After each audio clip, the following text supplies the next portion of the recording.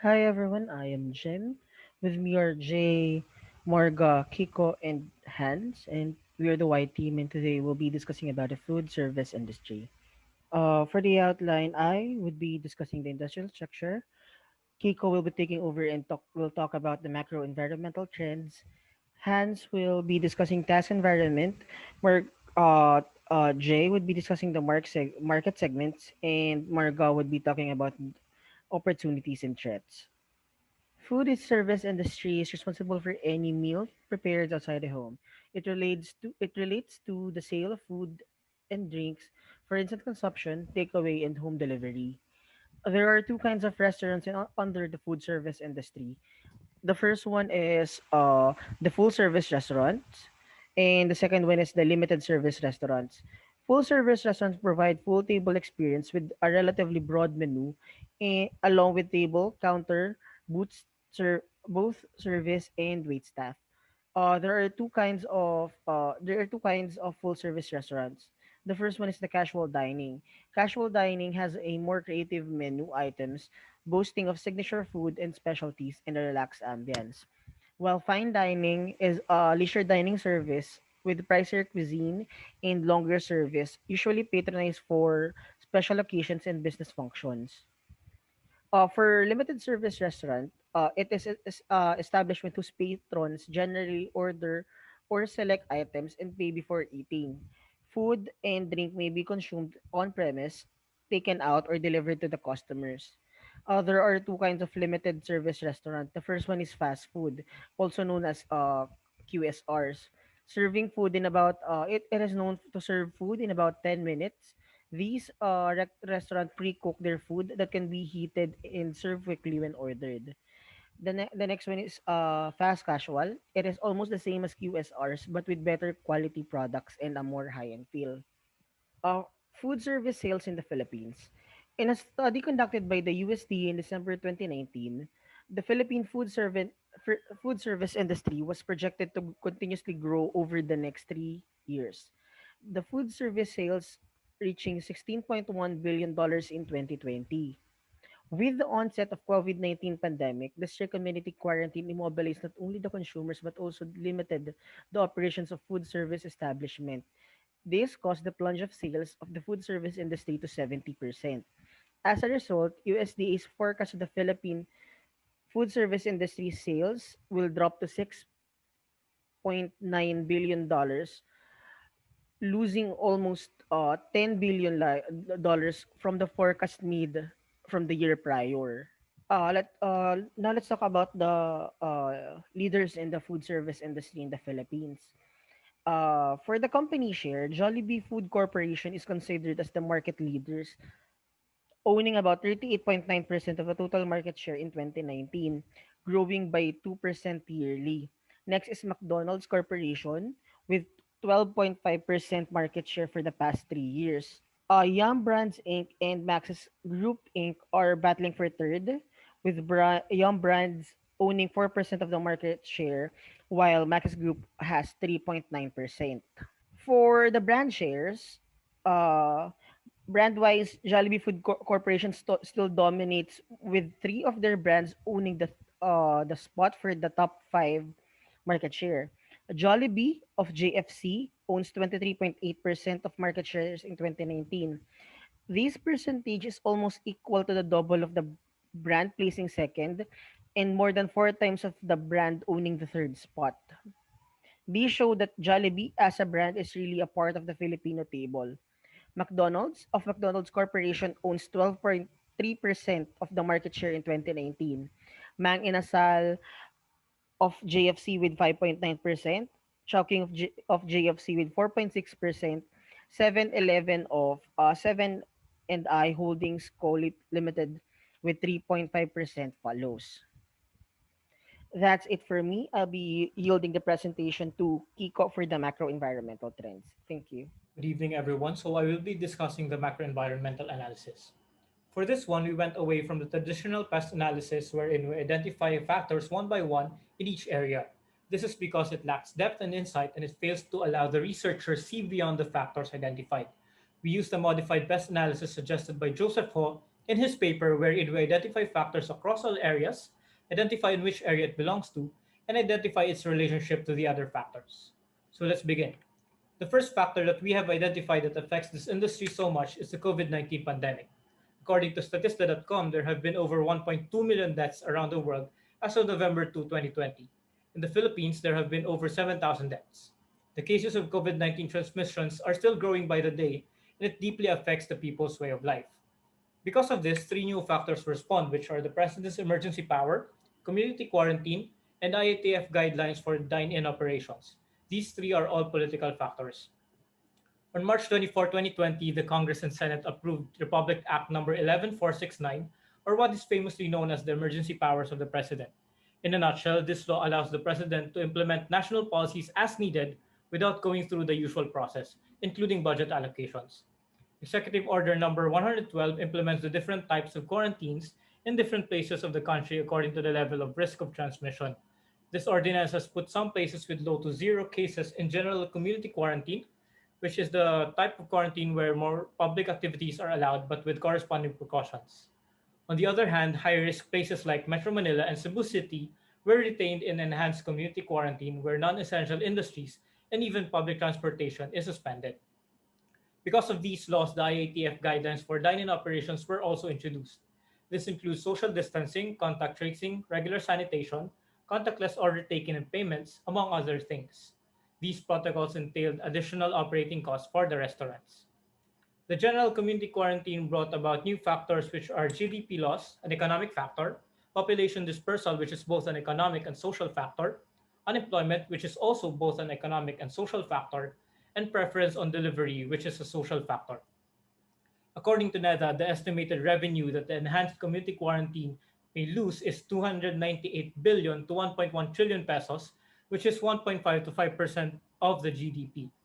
Because of the loss in GDP, it is expected to reduce employment by 61,000 to 1 million. In connection with this, the purchasing power of the people in the country is also expected to go down because of unemployment. Moreover, there has been an exodus or population dispersal in March 2020, just before the lockdown started. When the president announced the implementation of the strict quarantine and travel ban measures, people went home to their provinces and intended to stay in their hometowns. It was only in October when the travel ban was lifted between areas under GCQ. This implies a more distributed market for the fast casual dining industry. Apart from government policies that prevent people from going out, the other reason that consumers stayed at home is because they are afraid to catch the virus.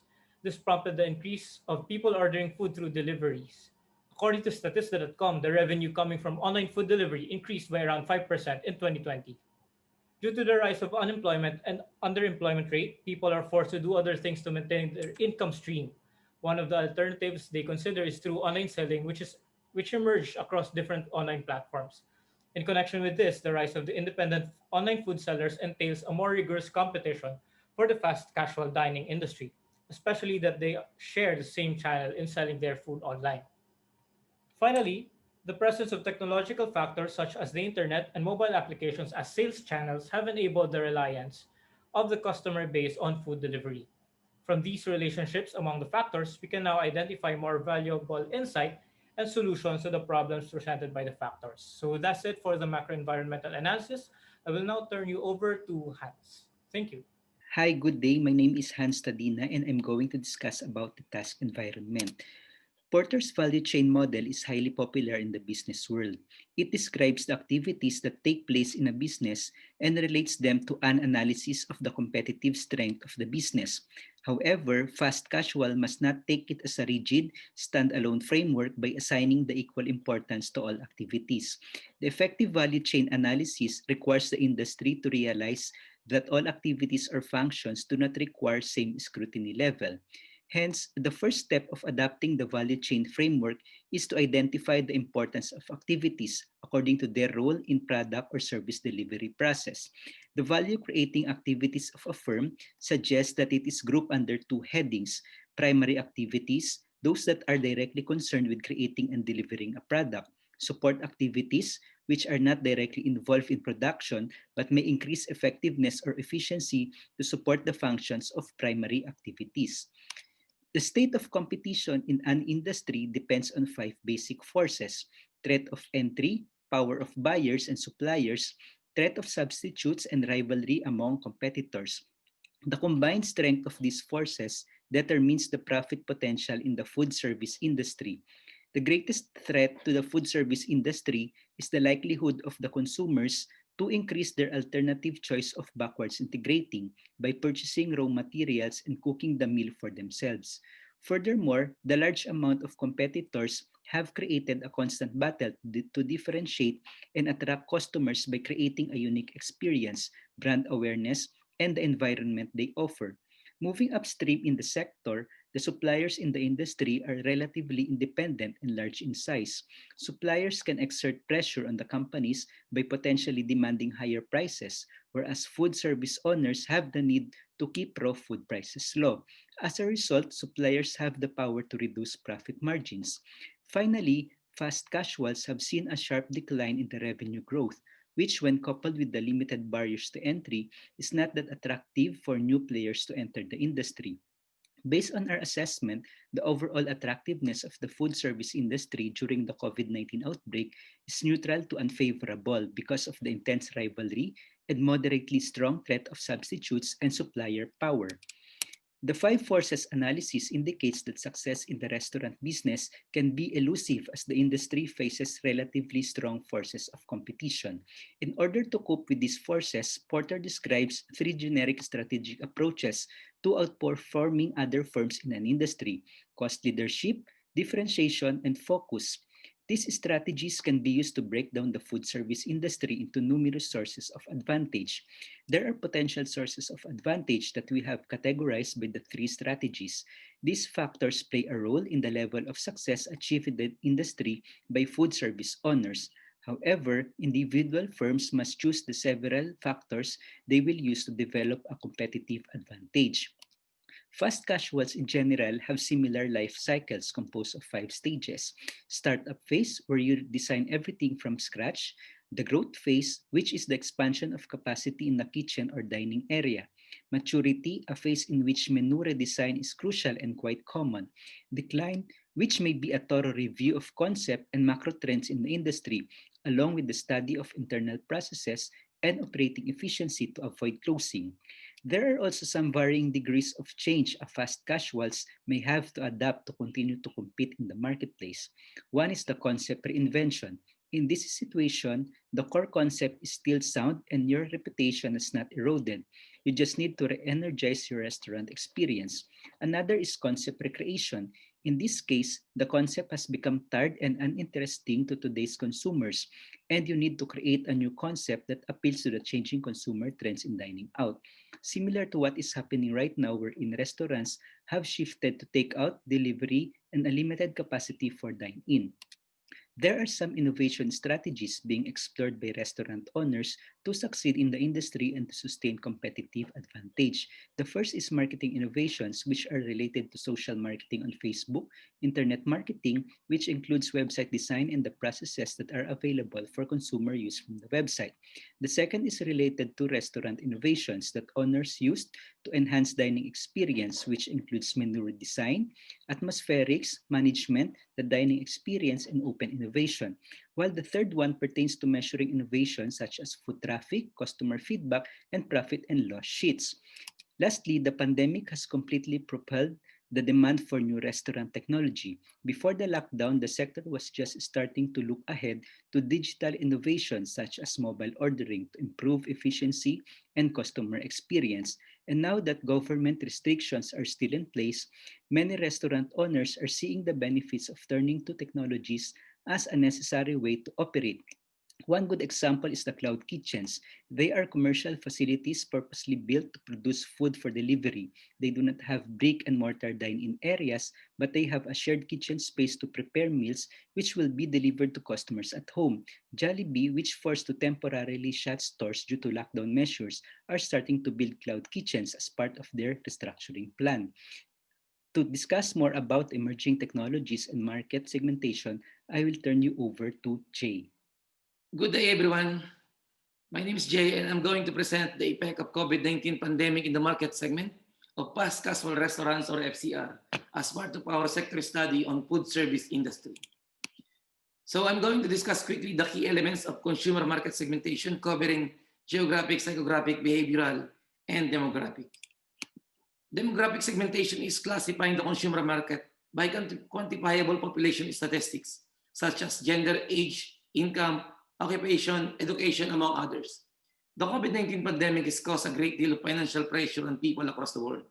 When monthly income has been reduced, the direct impact would be to the purchasing power of the people during the pandemic. The reduction in the purchasing power of most people during the COVID-19 pandemic is resulted in different levels of change in their buying behavior. When it comes to age plays an important role in the purchasing decisions that consumers make during the COVID-19 pandemic. The study conducted by Leah Pontalan and Mount from Silliman University that titled Influence of Demographic and Buying Capacity on Consumer Buying Behavior During the COVID-19 Pandemic in Dumaguete City, Philippines proves that there is a significant relationship between consumer buying behavior during the COVID-19 pandemic and the demographic in terms of variables such as age. Out of 316 respondents, 97.78% shows the buying behavior has changed compared to 2.22% that are not affected, and mainly the percentage covers the age bracket of 18 to 56, which normally is the working class, while the retirees age 57 to 69 doesn't show any significant change on their buying behavior. When it comes to gender, on the same study, which is 277 are females and 99 are males, female gender constitutes the higher percentage in buying behavior compared to male respondents, which 35.58% constitute highly changed and 38.71% constitute moderate change respectively, compared to male respondents 21.21% and 32.32% highly changed and moderate change respectively. When it comes to education, Philippines, as one of the most dynamic economies in East Asia region with its degree of urbanization, a growing middle class and a large and strong base of young population. However, this momentum gains is being hampered by the impact of COVID-19, with negative consequences also for poverty reduction in the Philippines. The business community and the people are the hardest hit by COVID-19 pandemic because of the downturn of the economy. The buying capacity of individual people has been undermined because of reduced salaries or the termination of their employment. The unemployment rate in the Philippines jumped from 5.4% in the same quarter a year earlier to 10% by the third quarter of 2020, due to mainly economic downturn caused by the coronavirus pandemic. And the effect is on the buying behavior of this demographic based on occupation. 84% shows no to moderate change out of 100 employed respondents, and 16% highly changed, 16 out of 100 unemployed respondents, while on the employed respondents, 81 out of 215 employed respondents shows moderately changed their buying behavior, and highly changed 82 out of 215 respondents shows highly changed buying behavior. This is due mainly to the uncertainty of the future and the dominant effect on significant psychological effect on the buying behavior to the unemployed people, and the loss of income and all problems triggered by being unemployed to those who had been where job has been terminated by their employers. When it comes to geographic segmentation, FCR market size global reach 125 billion US dollars as of 2019. FCR expected global market by 2027 is 209 billion. So it will reach 209 billion by 2027. The Asia Pacific FCR market alone is estimated to reach 212.9 billion by 2025. The burger segment accounted for nearly 1/3 of the global fast casual restaurant and market in 2019. Pizza pasta is estimated to portray the highest compound annual growth rate of 13.6% from 2021 to 2027, for which the increase in influence of Western food across the globe. In Philippines, regionally, 4.6 billion US dollars accounted for FCR in 2018, in which 49.9% covers or is on NCR, 14.3% is on the Calabarzon region, while 72% is for the Central Visayas. But the global pandemic, there's an 89% downturn as of March 2020. In US alone, there's a 42 billion loss of restaurant market index at the start of pandemic between February 19 to March 28. In US alone, it lost 152 billion in market capitalization in 42 days between February 10 to March 23, and the FCR lost 11 billion on that period. So the global year-over decline in seated diners as of October 2020, recent month, is 47.84%. Ganyan kalaki yung effect niya. When it comes to behavioral segmentation, FCR behavioral segment covers customer knowledge and awareness about the food product, customer attitudes toward their product, frequency of visits or purchase, and customer loyalty. But on a survey conducted by EY.com on the Future Consumer Index on sentiments and behavior across 5 key markets, COVID-19 shows that it creates new customer segments. Those that the behavioral new segments due to pandemic is cut deep, save in stockpile, stay calm and carry on, harbinate and spend. So the behavioral segmentation has limited since most consumers prefer the food delivery service due to the restrictions imposed by government and casual dining, social distancing, and safety protocols. When it comes to product segmentation, FCR food categories are burgers and sandwiches, seafood, chicken, pizza, pasta, as we know. FCR Nature is both independent and franchise, so we know. FCRs with high volume sales covers Jollibee, McDonald's, Wendy's, Goldilocks, Shakey's, Mangs, Inasals, among the few to mention. And the COVID-19 impact to fast casual restaurants. For example, Jollibee alone, net loss is 12 billion in the first half of 2020, and it closed 255 stores due to the COVID-19 pandemic. When it comes to emerging technology, the COVID-19 accelerates emerging tech. The demand is due to the safety and health protocols imposed by different governments and for these companies to adapt the challenge of surviving the business in the pandemic era. This image was taken on September 15, 2020 in Seoul, South Korea. Korean Telecom launched a serving robot for restaurants that it says will lessen the staff workload and reduce the human-to-human contact in light of the coronavirus pandemic. So this is on top of the cashless kiosks and cash-to-card kiosks, which are all contactless technology. So we in the future, we will see this combination of AI and robotics technology that will dominate the fast casual restaurants as the world move on. So this will end my presentation for market segments. Thank you. So we also have identified the opportunities and threats for this industry. First are the opportunities, which includes that full service restaurants to pivot their business model to fast casual concepts. So this pivot involves making changes such as implementing a takeout friendly menu, upgrading your technology, and creating a system for contactless order pickup. Fast casual restaurants concepts emphasize a safer business model than on premise dining, focus on speed and convenience, and take limitless servings to customers. Transitioning from a full service restaurant business model to a more casual concept appears to be a smart strategy for restaurant owners trying to keep their operation afloat. Second opportunity is we see a leap to digital technologies. Since dining services abruptly reduced due to the imposed community quarantine and increased health measures, many small businesses have tapped third-party courier services such as Grab Food Panda and Lala Food. According to Grab Philippines social impact report, they have actually onboarded 12,000 merchants during the lockdown from March to June 2020 and have realized a 57% growth in online revenue. Grab's data also shows two major reasons for such huge increase. One is 76% of its partners aim to increase their online visibility, and 56% wanted tools to help them innovate and get insights to increase market reach.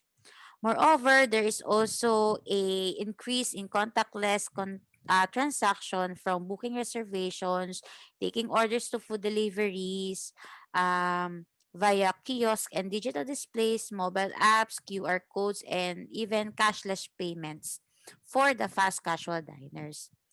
The other opportunities we have identified includes digital marketing trending topics in food industry. So food service industry has evolved over the years along with the changing public perception and preferences. The use of Web 3.0 technologies, which provides a more personalized experience for customers that are essential to understanding the target market or the customers. Example of which is that the use of voice technology, virtual reality, and augmented reality. Certainly a game changer for McDonald's when they acquired a startup specializing in voice technology for drive-through orders that will enable the business to meet rising expectations of the customers while making a simpler and more enjoyable experience for both the crew members to serve the guests and of course the customers, no, both crew and the customers. So for the threats, we have identified new consumer habits whereby this pandemic has brought consumers to be more health conscious and cautious. Okay. Customers are expected to do most of their eating and drinking at home, even prefer foods that are homegrown and cooked. And a survey in June actually revealed that more than 8,800 consumers found 70% plan to do more of their dining and hospitality at the home for the next 6 months. Likely means takeout and delivery orders as well as more cooking are more preferred. So it implies lowering demand for breakfast and some come on the go coffee, no? In particular areas like BGC and Ortiga Center. This certainly a threat because it changes the consumer habits and cause um, decline in overall restaurant food traffic. Second threat identified is the resurgence of the COVID-19 cases, which also affects the supply movement, might as well limits the investments and the employment. So there is a significant concern that the virus will reappear, and although the recoveries are at an increasing rate, the uncertainty of resurgence also rises as the Philippines gradually opens its economy. If this happens, community quarantines with reduced operation capacity will then again impact on recovering losses from the previous hard lockdown. So business operations are being disrupted as resurgence pose risk to both many workers and customers. As employees' health and safety are the top priority of the business operators, they also need to address plans for product shortages, forecasting, and future outbreaks to be prepared with contingency plans to support the next phase of recovery. So, this one with the shift to digitalization as well, this will impact regeneration of jobs. As mentioned, fast casual services are labor intensive. The business model of fast casual segment poses a number of threats alongside with the opportunities. Operational cost is higher for this sector as compared to the fast food industry since they provide better compensation packages for its employees as well as a budget for training. Furthermore, according to World Bank Group, uh, the uncertainty and lack of confidence limits the firms to take risks in doing additional investments at the current status of the pandemic, leading to surge in business closures or bankruptcy. And lastly, the last threat that we have identified is there would be increased rivalry and lack of diversity. In the past 3 years, for example, there was an exponential growth of food parks. Concept cafes and speakeasy bars became a go-to place of millennials and tourists. But when the pandemic came in, These establishments soon stop operating, and the problem facing the industry is the lack of diversity and differentiation within the competition. Most of the FCRs have low margin. Businesses may struggle to develop food innovation that will also be price competitive at the same time. So, fast casual restaurants may also compete with home cooked products available as healthier options and affordable prices.